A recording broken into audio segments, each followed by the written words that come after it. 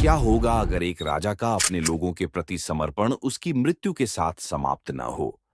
Sweden के राजा Gustavus Adolphus, उत्तर के शेर, एक शानदार सैन्य नेता थे, जिनके बारे में कहा जाता है कि उनकी मृत्यु के बहुत बाद तक उनकी भूतिया आकृति दिखाई देती रही।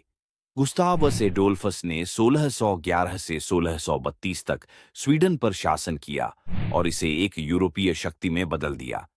एक कुशल रणनीतिकार, उन्हें आधुनिक युद्ध का जनक कहा जाता है। लेकिन 1632 में लुटजेन की लड़ाई में उनका जीवन दुखद रूप से समाप्त हो गया, जहां वे अपने सैनिकों का नेतृत्व करते हुए मारे गए।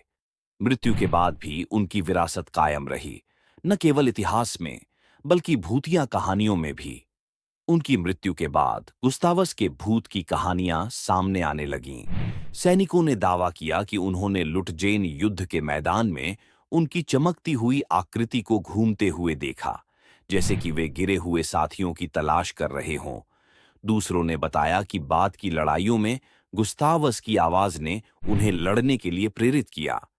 ग्रेट नॉर्दर्न वॉर के दौरान स्वीडिश सैनिकों ने दावा किया कि गुस्तावस का भूत घोड़े पर सवार होकर आया था और उन्हें जीत की ओर ले गया।